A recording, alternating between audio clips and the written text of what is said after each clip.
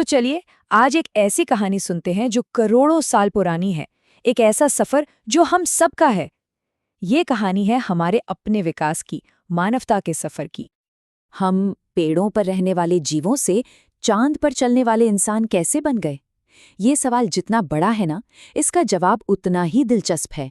ये सिर्फ बदलाव की कहानी नहीं है, ये कहानी है संघर्ष की, माहौल के हिसाब से ढलने की और सबसे बढ़कर हमारी बुद्धि के विकास की। तो चलिए शुरू करते हैं ये शानदार सफर। इस पूरी कहानी को समझने की जो साइंस है ना, उसे कहते हैं पेलिएंथ्रोपोलॉजी, यानी पूरा मानव शास्त्र। इस फील्ड के साइंटिस्ट बिल्कुल जासूसों की तरह पुराने फॉसिल्स और औजारों जैसे सुरागों को जोड़कर हमारे अतीत की तस्वीर बनाते हैं। हमारी जड़ें बहुत बहुत गहरी हैं। सोचिए जरा, आज से लगभग 6.5 करोड़ साल पहले जब धरती से डायनासोर का राज खत्म हो रहा था, तभी हमारे सबसे पुराने पूर्वज यानी पहले प्राइमेट्स सामने आए। फिर वक्त का पहिया घूमा और करीब 4 करोड़ साल पहले विकास की एक शाख से बंदरों, कपियों और इंसानों का एक ग्रुप अलग हो गया। लेकिन आगे चलकर कुछ ऐसा होने वाला था जो सब कुछ बदल देता। तो 2 करोड़ साल पहले धरती पर एक बहुत बड़ी तब्दीली आई।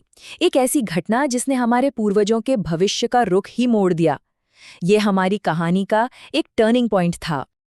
तो हुआ ये कि जब इंडियन सबकॉन्टिनेंट एशिया से टकराया तो हिमालय पर्वत बनने लगे। इससे पूरी दुनिया का मौसम बदल गया। घने जंगल जो हमारे पूर्वजों का घर था, वो अब सिकुड़ने लगे और उनकी जगह ले ली खुले घास के मैदानों ने, जिसे हम सवाना कहते हैं। अब सोचिए, पेड़ों पर रहने वालों के लिए ये कितनी बड़ी चुनौती रही होगी। और इस चुनौती का जवाब था 2 पैरों पर खड़ा होना। और इसी को साइंस की भाषा में कहते हैं बाइपेडलिज्म, यानी 2 पैरों पर चलना। और ये सिर्फ चलने का एक नया तरीका नहीं था, ये तो एक क्रांति थी। इस एक बदलाव ने आगे के विकास के सारे दरवाजे खोल दिए। तो 2 पैरों पर चलने के फायदे क्या थे? बहुत सारे। सबसे पहला, हाथ आजाद हो गए। अब उन हाथों से खाना और बच्चों को उठाया जा सकता था। आगे चलकर इन्हीं हाथों ने औजार बनाए। इसके अलावा सवाना की ऊंची घास के ऊपर से दूर तक देखना आसान हो गया। और हाँ, लंबी दूरी तक चलने में एनर्जी भी कम खर्च होती थी। बस इन्हीं फायदों ने हमारे भविष्य की नींव रखी। तो अब वक्त है अपनी फैमिली ट्री के कुछ जरूरी सदस्यों से मिलने का। चलिए एक एक करके हमारे उन पूर्वजों से मिलते हैं जिन्होंने हमें हम बनाया।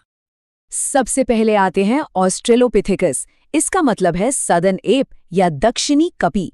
इनका सबसे मशहूर फॉसिल है लूसी, जो इथियोपिया में मिला था।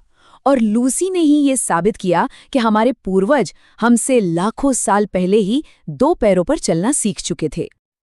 अगर हम ऑस्ट्रेलोपिथेकस की बात करें तो कद लगभग 4 फीट का था और ब्रेन साइज भी आज के हिसाब से काफ़ी छोटा, यानी करीब 450 से 600 सीसी। लेकिन जो चीज़ इन्हें खास बनाती हैं वो है इनका 2 पैरों पर चलना। विकास के सफ़र में ये एक बहुत बहुत बड़ा कदम था। कहानी में आगे बढ़ते हैं और मिलते हैं हमारे अपने जीनस होमो के पहले सदस्य से, होमो हैबिलिस। इनके नाम का मतलब ही है कुशल मानव या हैंडीमैन, और इसकी एक बहुत खास वजह थी। होमो हैबिलिस हमारे वो पहले पूर्वज थे जिन्होंने सोच समझकर पत्थर के औजार बनाए। ये सिर्फ एक टेक्निकल तरक्की नहीं थी, ये इस बात का सबूत था कि उनकी सोचने समझने की शक्ति बढ़ रही थी। इन औजारों ने उन्हें मांस खाने में मदद की, जिससे दिमाग के विकास के लिए ज़रूरी न्यूट्रिशन मिला। इनके बाद आए होमो इरेक्टस, यानी सीधा खड़ा मानव। ये हमारे वो पूर्वज थे जो न सिर्फ तन कर सीधे खड़े हुए, बल्कि जिन्होंने दुनिया को एक्सप्लोर करना भी शुरू किया। होमो इरेक्टस 2 वजहों से गेम चेंजर थे। पहला, उन्होंने आग पर काबू पाना सीखा। आग से उन्हें गर्मी मिली, जानवरों से सुरक्षा मिली और सबसे ज़रूरी खाना पकाने की क्षमता मिली। पका हुआ खाना पचाना आसान था, जिससे शरीर को और ज़्यादा एनर्जी मिली। और दूसरा, ये अफ्रीका से बाहर निकलकर एशिया और यूरोप तक फैलने वाले पहले इंसान थे। और अब कहानी उस मोड़ पर आती है जहां स्टेज पर एंट्री होती है हमारी अपनी प्रजाति की, होमो सेपियंस। लाखों साल के सफर में अगर एक चीज लगातार बढ़ी है तो वो है हमारे दिमाग का साइज। यहाँ देखिए, ऑस्ट्रेलोपिथेकस का ब्रेन जो लगभग 500 सीसी का था, वहां से होमो सेपियंस तक पहुंचते पहुंचते ये 1400 सीसी तक हो गया। मतलब लगभग 3 गुना की जबरदस्त बढ़ोतरी। और ये सिर्फ साइज की बात नहीं थी, पूरा का पूरा स्ट्रक्चर बदल रहा था। यहाँ एक तरफ हमारे शुरुआती पूर्वज की खोपड़ी है और दूसरी तरफ एक आधुनिक इंसान की। फर्क बिल्कुल साफ है। तो सवाल उठता है कि ये बदलाव आए क्यों? इसके पीछे दो बड़े कारण थे। एक तो जैसे जैसे दिमाग बड़ा होता गया, उसे फिट करने के लिए खोपड़ी यानी क्रेनियम गोल और बड़ा होता गया। और दूसरा, जब हमने आग पर पका हुआ खाना शुरू किया तो चबाने के लिए उतने मजबूत जबड़ों की जरूरत नहीं रही। इसका नतीजा, हमारा चेहरा छोटा और सपाट होता गया और हमें मिली एक ऐसी चीज जो किसी और प्रजाति में नहीं है, एक चिन्ह यानी ठोड़ी। तो सारे वैज्ञानिक सबूत इस तरफ इशारा करते हैं कि हमारी प्रजाति यानी होमो सेपियंस लगभग 2 लाख साल पहले अफ्रीका में विकसित हुई और वहीं से हमने पूरी दुनिया में फैलना शुरू किया।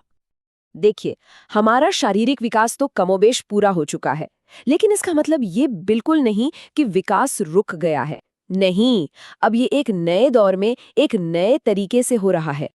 तो चलिए इस पूरे सफर पर एक तेज नजर डालते हैं।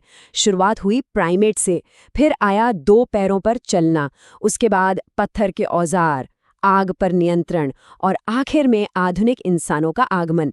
इस सफर का हर एक पड़ाव एक मील का पत्थर था। तो यहाँ समझने वाली बात यह है कि अब विकास का इंजन बायोलॉजिकल नहीं रहा, अब ये कल्चरल और टेक्निकल हो गया है। हमारी सबसे बड़ी ताकत अब हमारे जीन्स में नहीं, बल्कि हमारे आइडियाज और इनोवेशन में है। और ये हमें एक बहुत ही दिलचस्प सवाल पर लाकर खड़ा कर देता है। अगर हमारी अगली विकास की छलांग बायोलॉजिकल नहीं बल्कि कल्चरल होगी, तो वो क्या होगी? क्या होगा इंसानियत का अगला बड़ा कदम? इसी सवाल के साथ मैं ये चर्चा यहीं खत्म करता हूँ। सोचने के लिए शुक्रिया।